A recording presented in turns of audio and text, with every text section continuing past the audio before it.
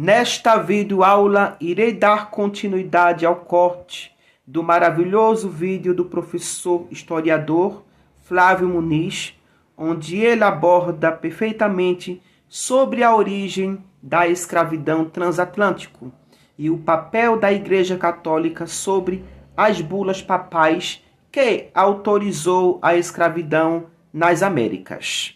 Então, vamos ao conteúdo a seguir. Olha aí, é porque realmente hoje, antigamente, a primeira versão que eu ouvi é de que realmente eles iam lá e capturavam. E depois surge uma nova versão de que não, eles já eram, sei lá, escravos lá e esses escravos eram comerciados aqui com Todas as versões que você ouviu tem um fundo de verdade nisso aí, todas elas. Havia um modo de escravidão na África, assim como havia na Europa. A Europa já escravizava há muito tempo. A escravidão já existia na Itália, a escravidão já existia na região da Crimeia, onde hoje ali é Rússia, Ucrânia, já existia escravizados ali da região. Desde Roma já, né? Sim, escravizados mesmo. Só que o estatuto de humanidade do escravizado não era negado a ele. Ele tinha um estatuto civil diferenciado. Ele, inclusive, poderia ter uma mobilidade social. É o caso, por exemplo, de escravizados que existiam na região do Senegal, que eles podiam... Teve um escravizado que se tornou governador. Na cabeça das pessoas aqui, a maneira que nós pensamos do escravizado é apenas aquele indivíduo acorrentado. Não, era uma outra questão social. O islamismo, quando ele entra, ele vai provocar, não o islamismo em si, mas algumas lideranças, vai provocar um movimento de tráfico árabe também, que vai levar escravizados para a região da Europa, vai vender para Constantinopla, etc. Então se desenvolveu um comércio muito forte de escravizados, mas quase todas as sociedades na África, quase todas as sociedades na Europa praticavam a escravidão. Só que não era essa escravidão mercantil como foi estabelecida pelo tráfico árabe e os europeus. Esse é o ponto. Quando eles descem para a África para capturar escravizados inicialmente, tem um relato, não leiam a mim, não acreditem em mim, peguem um livro do Gomes Eanes de Azurara, chama Crônicas do Descobrimento da Guiné. Ele, um português que estava presente, ele narra como que essas pessoas foram capturadas. E tem um trecho que eu li no canal, lá para o pessoal, em que eles chegam na costa africana, e é importante entender, tinha impérios na África, era um povo abandonado, não tinha impérios. Só que naquela costa atlântica, eles não tinham desenvolvido tecnologia naval. Os reinos africanos, eles cresciam para o interior e não para a costa. Então, os europeus eles chegam na área mais vulnerável desses reinos. Era como se tentasse nos invadir pela área mais vulnerável do Brasil. Sim. Mesma coisa. E aí tem um relato desse que eles capturam, por exemplo, eles entram saqueando as vilas, matando as pessoas que resistiam e tentando pegar uma mulher lá. Aí eles pegam uma criança, filha da mulher, uma africana, e só depois que eles pegam a criança que a mulher deixa de lutar e se rende para ir. Acho que é aqui, viu, Pedro? Entendeu? Então, assim, existe muito essa questão. Para as pessoas ficarem claras, no começo o que houve foi captura. Foi captura. Captura, captura, captura. Aí depois começou a se estabelecer o quê? Mercenários locais. O Império começou a construir postos fortes. Você vai encontrar, por exemplo, em Gana, uma fortaleza chamada Fortaleza da Mina. É um castelo gigante. Tem muitos castelos na África que os europeus construíram. Cara, muito louco esse castelo.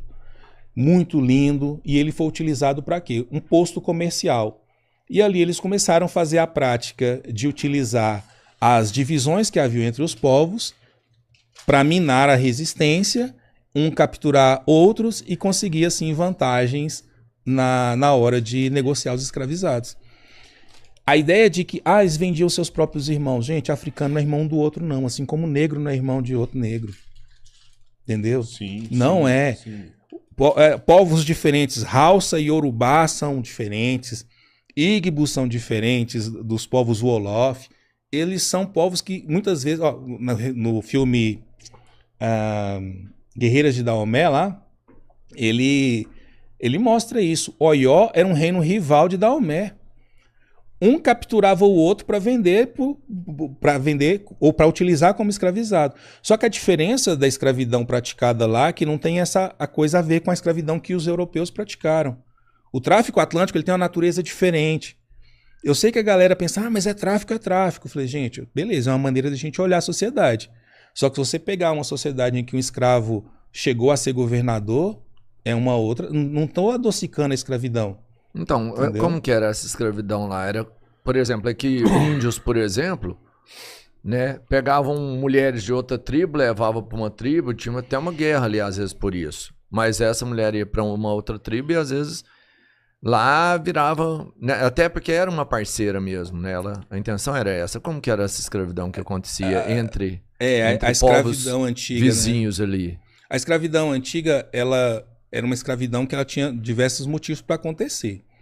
Normalmente, ela era fruto de guerras. Normalmente.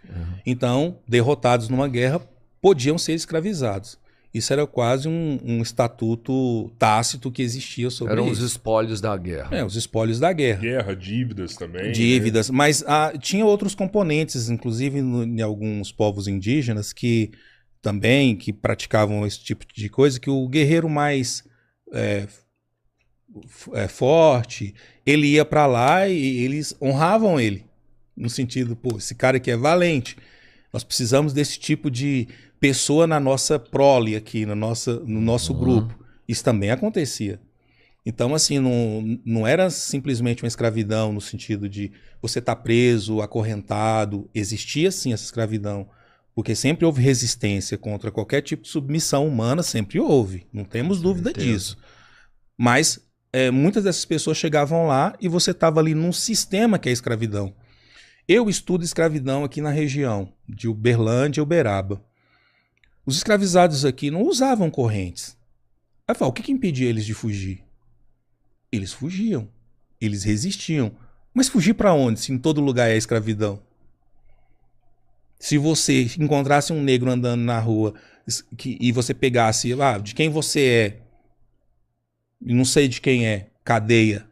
Por isso que os quilombos se formaram. Né? Exato, eram os únicos territórios de liberdade possíveis. E eu tenho que ir buscar um quilombo. Exato, exato. Então, mesmo aqui no Brasil, houve formas diferentes de escravidão. Mas eu entendo que, assim, sei lá, me projetando para aquela sociedade europeia, vamos começar a escravizar os negros da África que estão lá.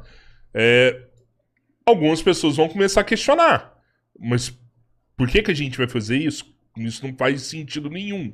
E aí eu acredito que nesse momento, tem até um pessoal brigando comigo aqui no chat, mas a igreja ela tem que agir nesse momento para justificar aquilo, dar o aval. Eu vou dar o aval para isso acontecer. E aí o papel da igreja é fundamental. O aval que está na bula é porque ela considerava eles infiéis. É esse ranço infiéis? Infiéis, justamente porque eles eram, teoricamente, quando eles falam infiéis, estão se referindo a mouros. Porque os mouros dominaram a Península Ibérica e esse ranço em relação à dominação moura, eu comecei dizendo o seguinte, os reis cristãos recuperaram o território. Então, como eles recuperam o território, o que vai acontecer? Automaticamente, eles são expulsos. Nessa época, inclusive, vai acontecer muitas coisas. Como muitos judeus foram perseguidos nessa época também. Sim. Tanto que tem uma expressão que vai nascer posteriormente, chamada de cristãos novos, que eles forçavam, né, judeus a se batizarem, a se tornarem cristãos também. Forçaram muçulmanos a se batizarem, se tornarem cristãos. Era uma questão religiosa. Então eu falo assim, o racismo, é interessante pensar assim, que lógico que nessa época nós não estamos falando de racismo ainda, mas no futuro a colonização e o próprio processo de racismo ele tem quase um status de religião. Quase status de religião, a ponto das pessoas acreditarem realmente nisso. Tem um poema de um poeta inglês, a redundância, um poema de um poeta, né? Chamado O Fardo do Homem Branco, do Rudyard Kipling. Lá, ele está falando lá, nossa, o fardo do homem de ter que levar civilização àqueles bárbaros, àqueles selvagens, é um fardo nosso, é uma missão nossa. Foi assim que o rei Leopoldo fez um estado para ele, um território para ele, criou um estado para ele, que foi o Congo. Estado Livre do Congo pertencia ao rei Leopoldo. E você vai olhar nos documentos lá, que está na Conferência de Bruxelas, o que ele estava falando lá? nós estamos levando a humanidade para cuidar daquelas pessoas. Esse cara que está levando a humanidade, as fotos mais bárbaras que você vai encontrar de gente com mãos amputadas, entendeu? Crianças com mãos amputadas, narizes cortados. Um dos genocídios pouco falados, onde mais de 8 milhões de pessoas morreram no Congo. 8 milhões? Ao longo do tempo, em consequência disso, a brutalidade dele. E não é considerado o primeiro genocídio do século XX porque começou no século XIX. Mas eu estou dizendo o seguinte, o pessoal falando aí, a igreja tinha que falar alguma coisa. A igreja falou. Eles eram infiéis. Tanto que se você ler esse livro, o relato do cronista, eles descem em nome de São Paulo, São Tiago, e descendo a espada nas pessoas. Ela então não se baseou nesses estudos de classificação, tamanho de crânio, coisa do tipo. Ela não usou isso, nessa época não tinha isso. Nessa época não tinha isso. Foi antes, né? Muito antes. Isso é no século XV. Foi antes. Esses estudos de crânio, isso vai vir mais à frente. Essa ideia, é no 18, século XVIII. Essa ideia de que a igreja falou que as pessoas não tinham alma, eventualmente, como eu falei no começo, existem catolicismos. Muitos catolicismos. Então, eu posso afirmar categoricamente, sim, a igreja financiou as primeiras capturas de africanos na África.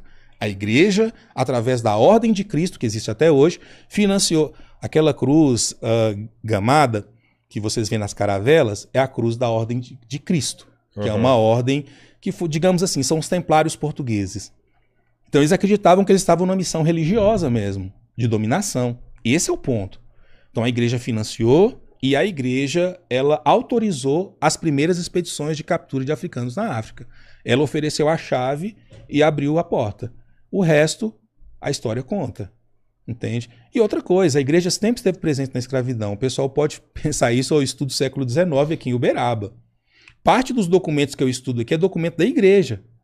Quem fazia os batizos dos escravizados aqui eram os padres. Os registros dos escravizados eram os padres que iam lá nas fazendas dos senhores de escravizados para batizar os filhos. Esse era o contexto. A igreja participou da escravidão. Quando que a igreja muda a postura dela ou isso permanece até hoje? A igreja, como eu falei, falar de a igreja, quando eu falo a igreja, eu estou me referindo à Santa Sé. Houve padres, houve bispos e houve papas que foram abolicionistas. Tipo assim, não acreditavam ou não queriam a escravidão. Houve. Sim. Só que é uma instituição que ela é transnacional. Ela não é a mesma igreja em todos os lugares. A escravidão no Paraguai, por exemplo, de indígenas foi praticada nas instâncias que pertenciam a padres, aqui no Paraguai, do lado nosso. Nós temos casos, relatado inclusive pelo Dr. Jeremias Brasileiro, que é um pesquisador de Uberlândia, de escravos que foram vendidos no leilão da igreja. Então nós temos a presença da igreja nesse tipo de situação. Escravidão e racismo pode até parecer as mesmas coisas, mas não são. O racismo ele vai validar uma prática que os europeus já tinham começado e garantir principalmente que eles mantivessem o poder depois que a escravidão acabasse, que esse é o ponto. Por isso que existe o que nós chamamos de supremacia branca. Onde que nasce essa ideia de supremacia branca? Justamente a partir do momento que os escravizados começam a ganhar suas liberdades. Opa, uma sociedade igual? Calma aí. Vamos pensar. Vamos pensar nisso. Essa sociedade precisa ser hierarquizada. Nós temos que organizar isso aqui. A organização, ela passa por quê? Organização racial. Hierarquização racial. Brancos no topo. E aí surge tudo isso. Você vai encontrar, por exemplo, vou dar só um exemplo simples. O caso dos Estados Unidos, que era segregacionista, muito mais do que no Brasil em outros aspectos. Muitos aspectos. Casamento entre um negro ou uma mulher branca e um homem negro ou vice-versa só foi permitido na década de 60. Tinha uma lei que proibia isso. Cabalmente. O caso Loving, que foi levado à Suprema Corte. Então, a escravidão ela diz sobre a maneira como a gente vai viver depois da escravidão por causa do racismo. Por exemplo, eu falei, são 2 séculos, gente, que nós não temos um ministro do Supremo que seja negro. Me pergunto por quê? O que leva as pessoas a não nomearem uma mulher negra? Isso é muito louco, né? A gente teve 3 ministros e, tipo, os 2 primeiros, a diferença pro Joaquim Barbosa é de 100 anos. 70. Não, acho que foi 1920. 23. E 23. Mas aí o Joaquim é Barbosa 2003. 2003. É quase 100 anos, pô. Quase 100 anos. E aí o pessoal ainda fica pegando no pé do Joaquim Barbosa, porque pô, o Joaquim Barbosa é um grande ministro, cara. Opa. Entendeu? Assistam o voto deles em relação às cotas raciais. Vocês vão falar que eu tô falando, pô, o cara deu uma aula, Notável saber jurídico. Exatamente. Os muçulmanos dominaram a Península Ibérica aproximadamente 8 séculos, de 711 a 1492 da Era Comum, que foi justamente a retomada de Granada. É justamente quando ele diz que os reinos cristãos tomaram a última cidade dominada pelos muçulmanos. Ele está se referindo aos 2 reis do reino de Castela, Fernando e Isabel, onde conquistaram, ou seja, reconquistaram a cidade de Granada dos muçulmanos ou mouros. Lembrando que a expansão arábica ou islâmica após a morte de Muhammad ou Maomé, chegando ao norte da África e conquistando todos aqueles reinos e tribos africanas daquele território. Com essa mistura da cultura árabe com a africana, os muçulmanos que chegaram na Península Ibérica era uma mistura étnica, onde tinham muçulmanos de pele mais clara, outros de pele mais escuras. Mas a sua grande maioria era de pele escura, já que a predominância, ou seja, a dominância, era mais africana. Lembrando que, quando os reis católicos de Castela, Fernando e Isabel, conquistaram Granada, Portugal já tinha se tornado um Estado moderno nacional. Na verdade, Portugal foi o primeiro reino a se tornar um Estado moderno nacional, através da Revolução de Avis. Como também Portugal foi o primeiro Estado moderno nacional europeu a desbravar os mares, na chamada As Grandes Navegações. Como Portugal ficava em um ponto muito estratégico de facilidade de entrar no mar, isso facilitou muito nas grandes navegações. Ou seja, a localização geográfica de Portugal foi um fator estratégico e crucial que facilitou e impulsionou o seu pioneirismo nas grandes navegações. Só ressaltando, a Espanha só iniciou a expansão marítima depois da reconquista da cidade de Granada dos muçulmanos em 1492. No mesmo ano, Colombo chega às Américas, financiado pelos reis católicos Fernando e Isabel de Castela. Por que é que a Espanha só entrou no mar nas grandes navegações com a reconquista de Granada?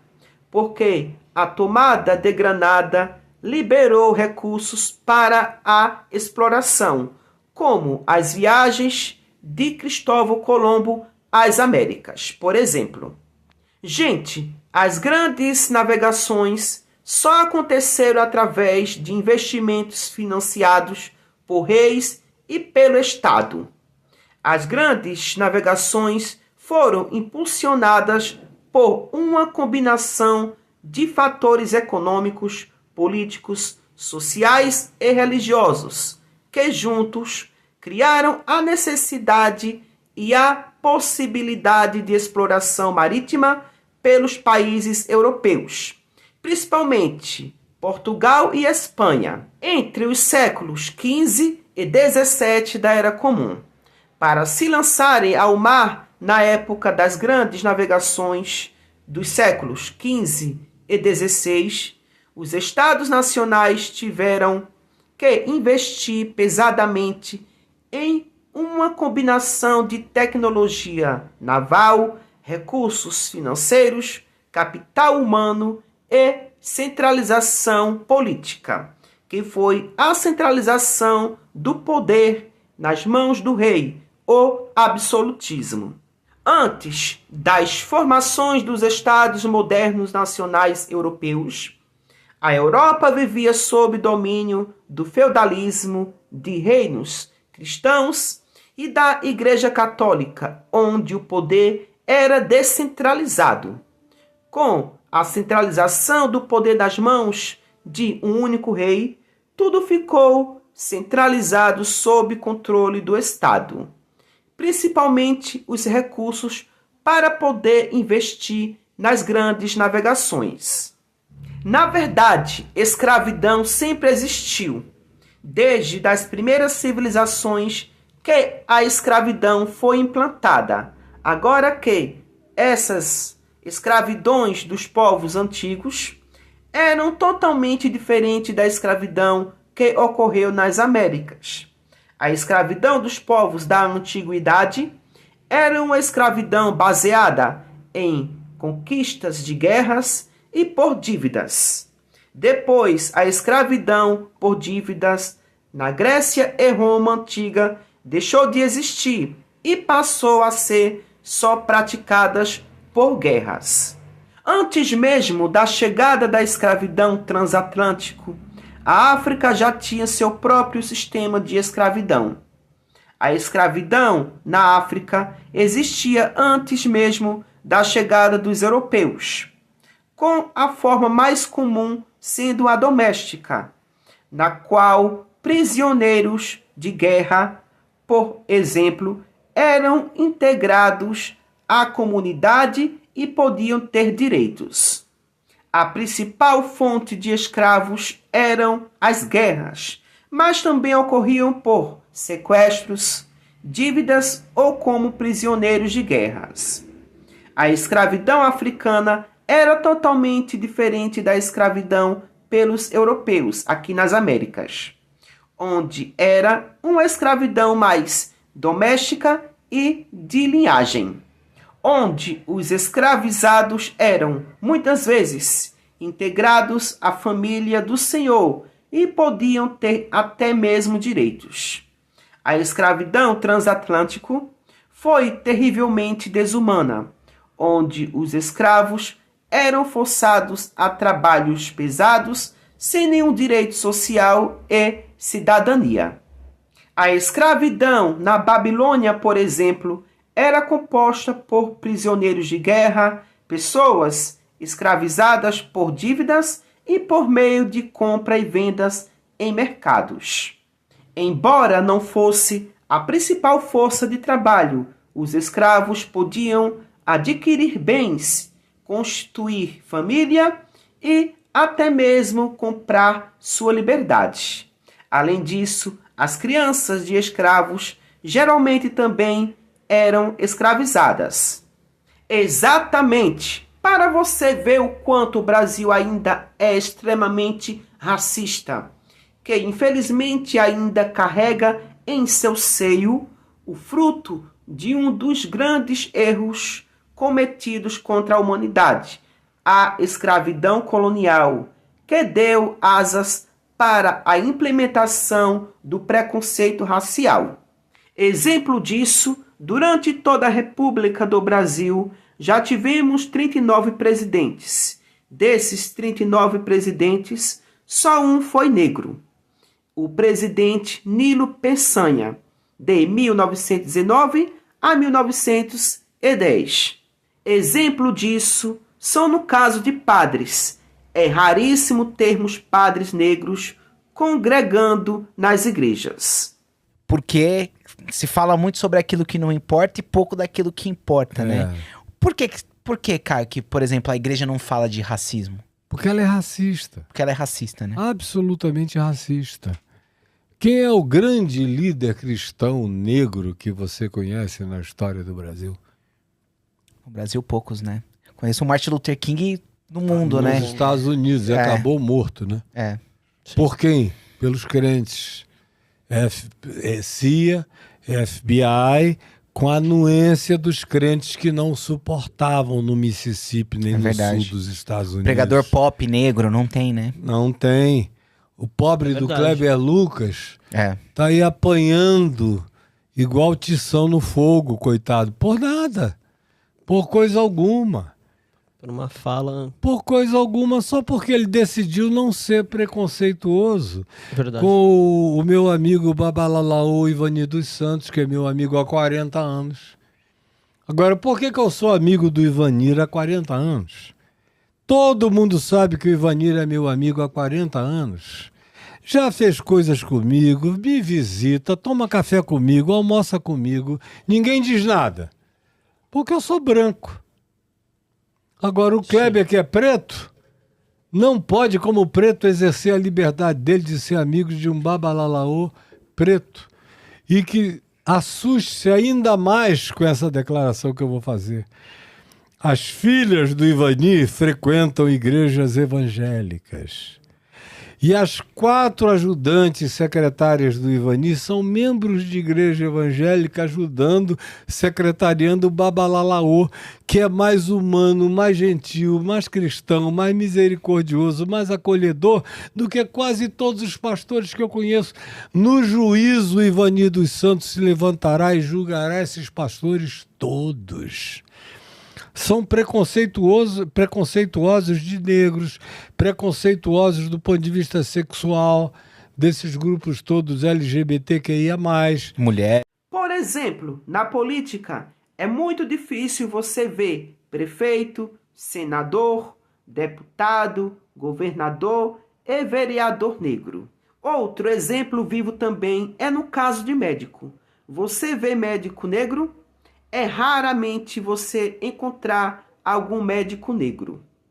Eu vi recentemente uma pesquisa do percentual de enfermeiras, não é, que é o nível secundário dessa atenção, se é que a gente pode hierarquizar, que já daria um problema seríssimo dizer que o médico é o primeiro, mas a gente não vê um médico, uma médica negra, muito raramente, que aí já demonstra o acesso ao ensino superior e numa qualidade como é, por exemplo, a questão da medicina. Veja, nós estamos conversando e cada vez mais as camadas das discriminações começam a aparecer. Então, quando falou da questão do gênero, apareceu o machismo. Quando a gente fala agora da formação dos profissionais de saúde, a gente poderia voltar um pouco mais e entender que os corpos nos quais se aprende a anatomia são corpos negros. Quando as pessoas fazem os seus estágios, muitas vezes, são em serviços públicos que também são corpos negros. Então, existe, como o próprio Júlio falou, uma necessidade da gente, de fato, pautar como é esse